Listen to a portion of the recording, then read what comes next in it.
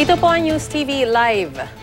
Marami-rami na ang mga tao sa Crocodile Park sa Davao City kung saan kasalukuyang nagaganap ang Thanksgiving party para sa pagkapanalo ni President-elect Rodrigo Duterte. Alamin natin ang programa naka-line up sa 12 oras na concert sa Thanksgiving party ng President-elect. Nasa Crocodile Park sa Davao City rin si Cedric Castillo. Cedric, nagsimula na ba ito? Hi, Maris. Maris, siguro mga 7 or 8 performers na nakasampa na doon sa stage. Yung bilang hudyat ng simula nitong Thanksgiving party para sa pagkakahalal ni President-elect Rodrigo Duterte dito sa may Crocodile Farm sa Davao City. At gaya ng mga nabanggit na natin sa previous reports ay 600 plus, siguro mga 650 to 660 na mga performers ang inaasahan ngayong araw na ito mula ngayong alauna ng tanghali hanggang mamayang alauna madaling araw. Ang situation natin ngayon ay napakainit ng sikat ng araw dito sa bahagi ito ng Davao City at sa kumpara dun sa huling pag-air natin kanina tanghali ay dumami na talaga yung mga tao sa ngayon. Although dahil napakalawak naman ng area, so marami pa rin areas dito na talagang halos scarce yung ng mga tao. Kanya-kanyang silong sa ilalim ng mga puno ng tao. So yung harapan mismo ng stage ngayon ay wala pa tayong masyadong nakikita na naka-standby o yung mga talagang viewers na nakapwesto sa lugar na yun.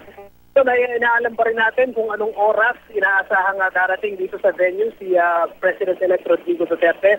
Ay alam natin, siya yung pinaka-inaabangan dito ng mga tao at ng mga miyembro ng media na nasabihan nga na as of last night ay wala munang ipapatawag na press conference ang President-elect Marie. Oh, I understand, Cedric, na nandyan pa rin yung platform kung saan supposedly, originally, ilalagay yung mga taga-media. Gaano ba katindi yung threat na sinasabi kung bakit hindi pinapayagan yung mga media from other stations, apart from PTV4 and yung RTVM, para manatili dun sa platform na originally planned? At kung hindi kayo mag-stay doon, makakabawas ba talaga ito sa security threat na iyon na sinasabi ng PSG? Yes, yung threat ang tinatry pa natin malinawan sa ngayon dun sa tinawag ng organizer na higher authorities.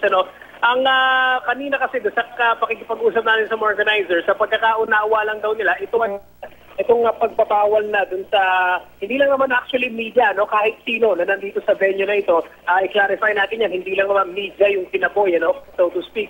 Lahat ng mga taong nandito ay pinagbawalan dun sa area na yon, dun sa platform na nasa pwesto na, but sa ngayon ay hindi na muna pinapwesto ang kahit sino doon. Ang sinasabi sa atin ng organizer, mukhang ito ay yung regular na security protocol. Although meron naman talaga yung mga nako-cover before na presidential event, not just kay President-elect Duterte, na medyo hindi naman ganun kahigpit. So inaalam natin kung meron ba itong kinalaman sa wag naman sana ay matinding threat or ito ay sadyang pinapatubad para sa regular protocol o security measures para sa isang President-elect Marie.